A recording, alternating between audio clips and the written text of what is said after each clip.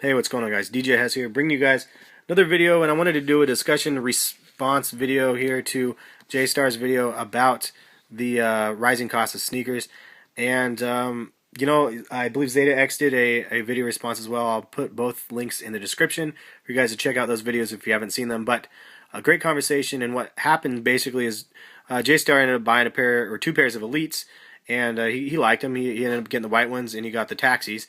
And I think he tweeted it or something, and people were tripping because he paid $250 for a pair of shoes. They're like, I would never pay $250 for a pair of shoes at retail. But then he's like, well, so what's the most you've paid for a pair of shoes in general, in like a market value, basically?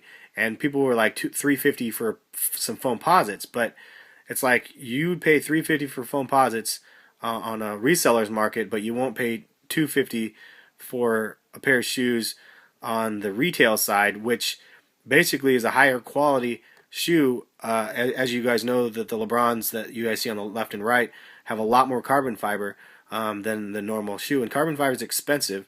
In general, it's just a more expensive shoe to make, so the retail cost is going to cost a lot more.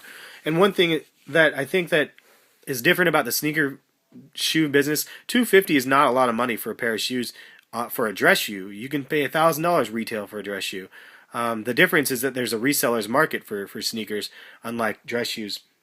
Maybe there's a reseller's market for dress shoes too. It's not my niche. I don't know anything about it. But yeah, I mean, like women's dress shoes are just like heels and shit are crazy expensive. So I don't know, like $250 for a pair of shoes is not that much, and that's my opinion. But I have to say, to be honest, I got both sets of these LeBrons. Here I got for under retail price. So for me, it was a great pickup, and I was able to pick those up. It cost still a lot, but I didn't mind paying less than retail. The taxis that I got, I did pay full retail for. So I mean, it just depends. I mean, I'm not one. I would pay full retail for every single one of my Jordans that I've probably bought, and most of them I've been fortunate enough to get under retail. But regardless of that, like I would, if I had to get them at the time, or if I had the option to get them at the time for full price or not at all, I would pay full price. There's just no question asked. The shoes in the middle, the Concords that you see, those ones were rumored to be $200 when they re-retroed those again in the holiday release in December, but they retracted their statement and they're only going to be $185. Now, I personally, again, don't have a problem with paying $200 for those shoes in particular. Do I want to pay $200? Would $185 be much better? Would $150 be better? Of course, absolutely. But I would be willing to pay more just because I don't want to pay $400 for the reseller cost. Now, it kind of brings up something else, and I think JSTAR was a little worried about this, which was if they rise the initial cost, the retail cost of the shoe to $250, that means the reselling cost for the shoe could jump up to $5+. And I agree and I disagree on that. Like, so yes, it can raise a price on the shoes on the resellers market, but we as consumers control the resellers market. We control the market value. As much as we hate to admit it, and we are contributors of that. So, and we have spoken. I mean, basically those elite LeBrons right there, you can go to Foot Locker right now and pick those up from Foot Lockers. They have a full size run online of those ones. The white ones, they are mostly sold out, but they still have some sizes left from the last time I checked the other day, and the taxis were completely sold out. So it's not just like every shoe that's out there for every Jordan. There's the hot colorways, there's not so hot colorways, and by hot I mean what people. I don't even know. Breaking down words is kind of difficult sometimes. By hot, I guess I mean that what people are wanting to pay for the shoe, even though they are like, there's some colorways like that are great that people don't like because they don't command a high price. I guess that's what I'm trying to say. The black ones right there don't command a high price.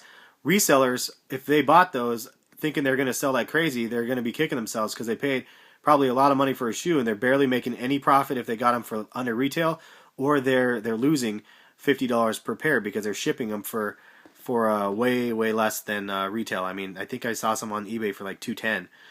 But that's a great buy for people that is interested in the shoe and they want to be able to get those for $210. I mean, that's a great price because you're paying for a quality product.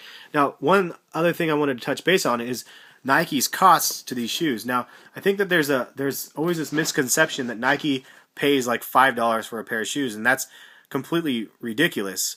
The cost on a pair of Jordans ranges from like probably $30 to maybe $60 or $70 per pair of shoes, and I can guarantee you guys there are actually shoes that they wanted to retro that they were not able to retro because of the material costs being too high.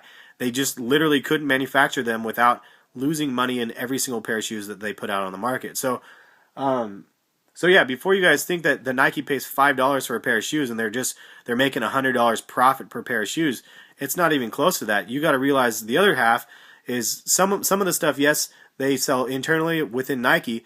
The other stuff they bring to resellers themselves, such as Foot Locker, Finish Line, Champs, Eastbay. They get the shoes, and then from those places, I think they sell it to them for half price. So you take half off the profit margin for some of those shoes already, then the material cost between $30 whatever $60, and then labor, etc., etc. I mean, they're not making a huge profit margin off of every pair of shoes. A lot of the retros that they're throwing out there are for nostalgia. Now, it is a bread and butter though of Jordan Brand. Don't get me wrong. I mean, they make good money off of everything, but they don't make as much as we assume that they do, I guess is what I'm saying. And a lot of the money that they probably take from the retros, they probably put into developing the other the Jordans that are coming out there. So it's all money that's tied up and wrapped in. And one thing that Jordan Brand does very well, and same as Nike, is they market a shoe as a limited release, and they know how to pull at our heartstrings, making us wanting to get these limited release shoes. And I don't have a problem with that either. I think that it's smart. I know it's frustrating for us as consumers because we get flaunted these fancy shoes that we can't get, that like the Yeezy 2s and stuff, and there's all this hype on the shoes, and then a limited number of people can get them, depending on where you live and depending if you can get them, like if you can get your hands on them at all for a retail price. So in turn, I think what Nike's doing and Jordan Brand is doing is raising their price on the shoe, on the box, on the retail side, because they know that the reselling market for some of these shoes are crazy ridiculous. So they want a slice of the pie as well. And I see why they would want to do that, because they know that if those breads drop for 200, damn near everyone is going to buy them. They're going to sell out instantly. They're going to be selling for $350 online the next day, like $400 or whatever the next day. They know that. So if they're getting $20 extra per pair, I don't think it's going to raise the reselling price $20 per pair just because of that. But I could be wrong. I guess we'll see. If and there should be some sort of a trend chart basically that shows like a retail price on a shoe and then the reselling price, and usually it ends up being double or close to double depending on the shoe. So yeah, I don't know. I think it's an interesting conversation, and I appreciate JSTAR for making the video. Just wanted to give you guys some of my thoughts on these rising costs. I personally don't have a huge problem paying Nike or Jordan Brand the extra money for these shoes. I'd rather pay it to them and have them develop more things and better things than pay it to a reseller who bought the shoe, was lucky enough to be able to get the shoe, bought the shoe, and then is reselling them for a profit. I'd rather throw my profits at Nike personally, but maybe that's just me. And the reason why I put the ID shoes out in the front right there, the Skeletors that I designed, is because Nike ID LeBrons are $215. So you have the retail LeBrons, I think, are $180. Then you have $215 for the Nike ID that you can create, and then $250 for the Elite. Anyways, guys, I just want to know your guys' thoughts on the rising costs. Leave them in the comments below. And if you guys have a video response you guys want to post to my video, feel free to post it, and I will approve it.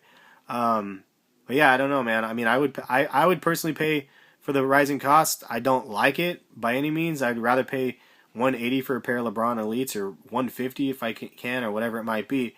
But if depending on the shoe, I'm willing to pay more. And again, I'd rather have the money go into Nike's pockets than somebody else that's selling them on the street or whatever. That's just my take. Hopefully you guys found the video informative. If you guys are new to the channel, you guys like the content, hit the subscribe button. I also have, going in the background, I have my 23 days of J's going on. And I'm on currently on day 8, which is the Jordan 8s there. So tomorrow I'll be showing you guys the Jordan 9s. Yeah, that's about all I got. 10 minutes is up, so I got to get back to my actual day job. We'll catch you guys later. Thanks.